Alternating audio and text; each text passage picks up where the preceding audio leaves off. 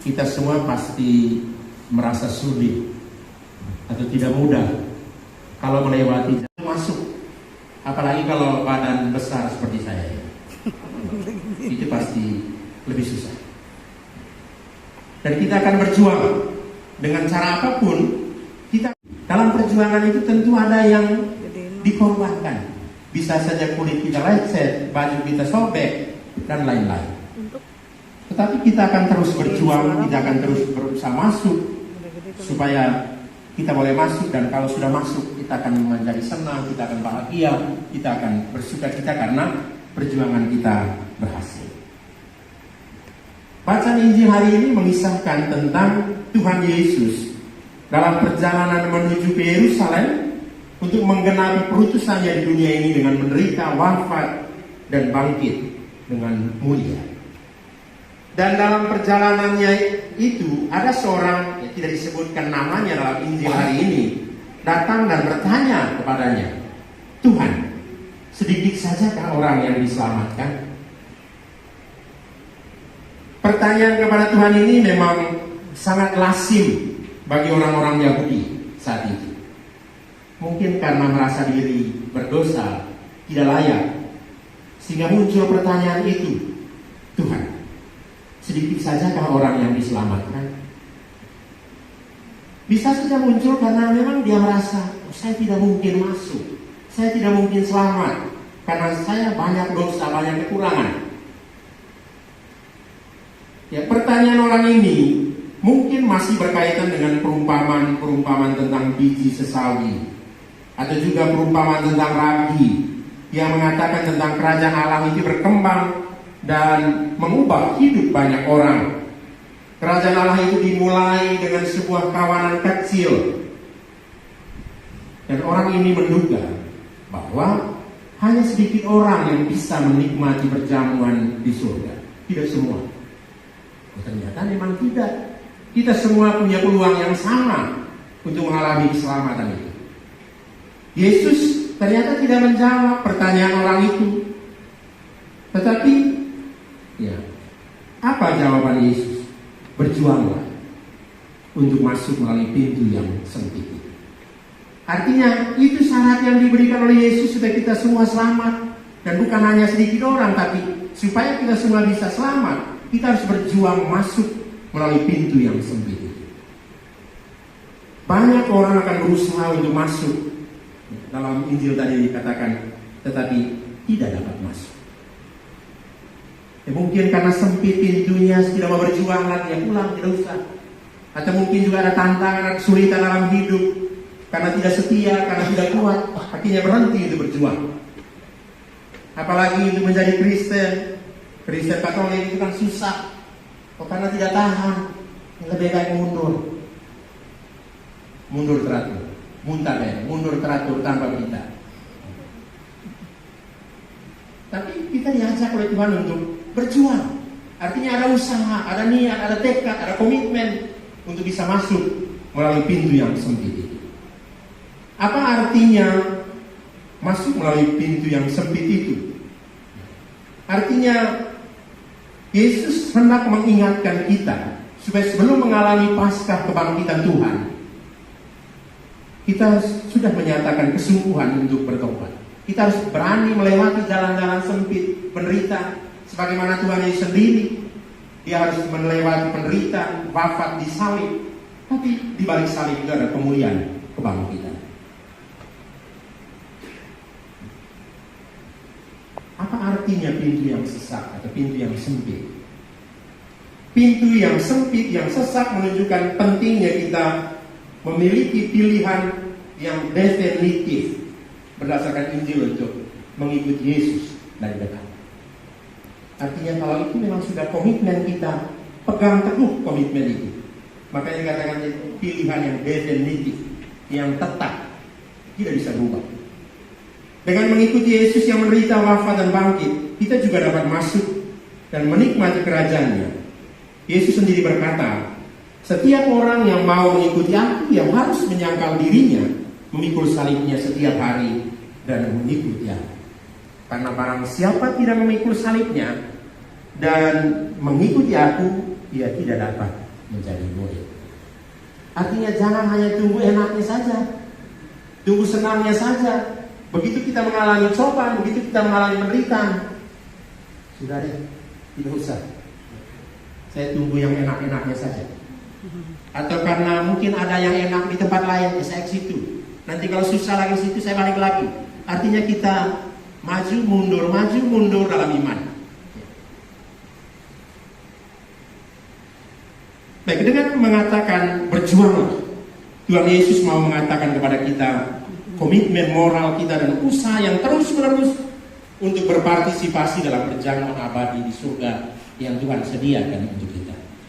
Yesus tidak mengatakan jumlah orang yang persis, tetapi yang jelas orang-orang yang setia mengikutinya akan memperoleh tempat yang layak di surga. Orang-orang yang setia berjuang melewati pintu yang sempit. Ia mengingatkan supaya para pengikutnya, kita semua, memiliki daya juang untuk memperoleh keselamatan. Satu hal yang harus kita lakukan, yakni dengan melayani, mengasihi, seperti Yesus sendiri. Sama saudara dan saudari terkasih, pesan Yesus ini juga berarti semua orang, atau kita semua, dipanggil pada keselamatan itu. Tetapi bagi semua orang, bagi kita semua pintu itu sempit, sesak. Kita memang harus berjuang untuk melewatinya. Karena memang tidak ada orang yang mengklaim dirinya sebagai status quo keselamatan atau memiliki hak istimewa. Oh, dengan menjadi Kristen, dengan menjadi Katolik, kita sudah punya hak istimewa untuk selamat. Kita senang-senang saja, tidak mau berjuang, tidak mau bertahan dalam hidup. Harus tetap ada komitmen yang definitif, harus ada perjuangan. Banyak orang mengakui Yesus Kristus sebagai Tuhan dan bangga sebagai orang Kristen, tetapi hidupnya tidak mencerminkan dia murid Yesus. Orang-orang seperti ini hanya memiliki 3 kesempatan untuk masuk gereja, misalnya ketika dibaptis, lalu ketika menikah, dan yang ketiga ketika meninggal. 3 itu saja. Selebihnya tidak tahu kemana, entah kemana.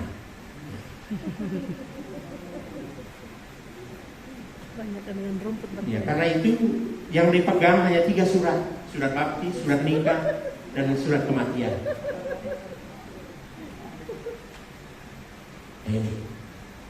Menjadi murid-murid Yesus tidak boleh seperti itu.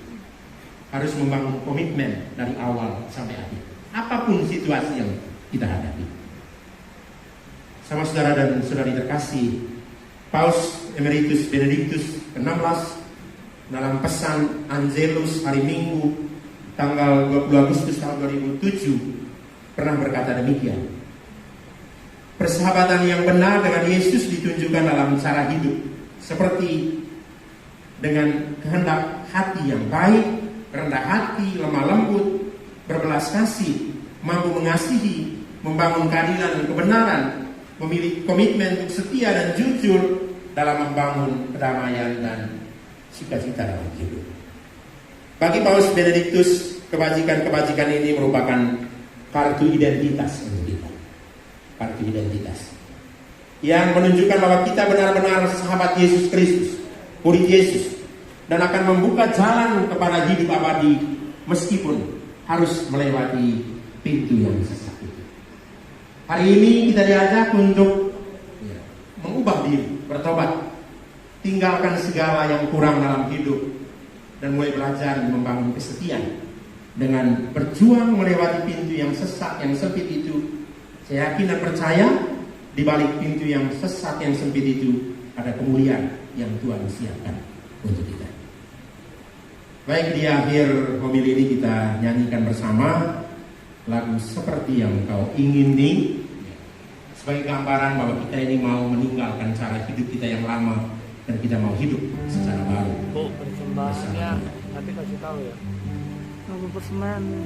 Nanti nih, kalau udah boleh persembahan biar nanti saya dulu jemaat biar ikut. Karena jemaat kan itu kan belum familiar dengan. Ini persembahan apa? Maksudnya kolektor? Iya, kolektor. Oh, habis doa umat. Oh, betul. Habis ini dari Enggak, habis ini biasanya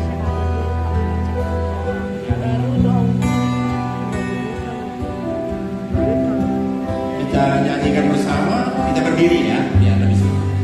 Boleh ngomong. Gue suara cempreng. Bukan dengan barang fana kau menebus diriku,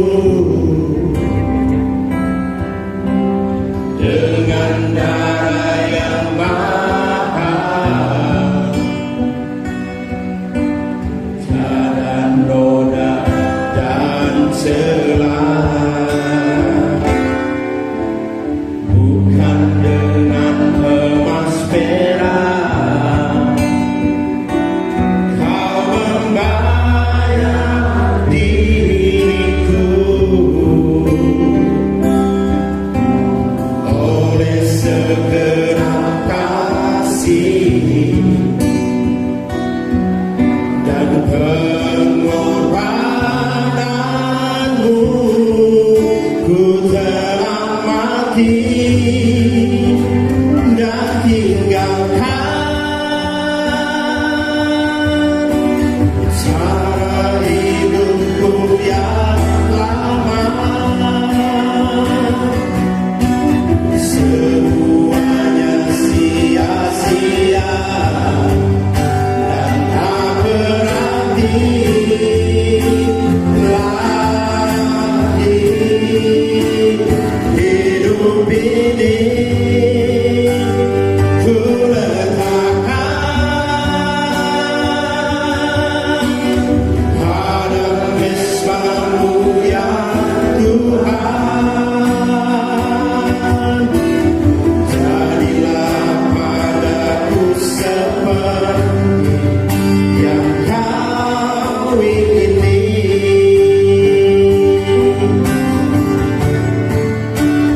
Telah mati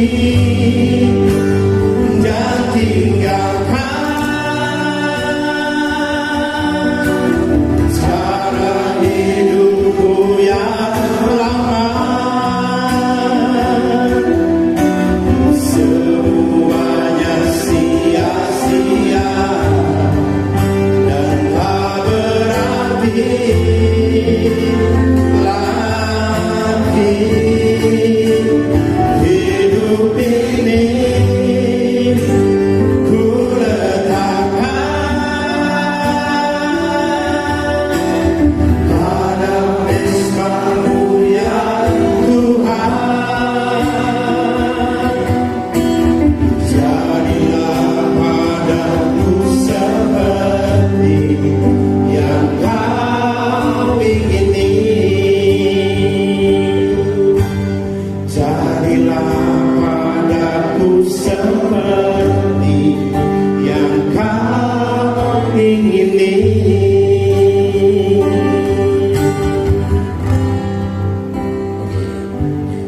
Ini komitmen kita ya. Amin. Kita mau hidup seperti yang Tuhan Yesus inginkan. Tinggalkan semua yang kurang dan kita mulai hidup secara baru.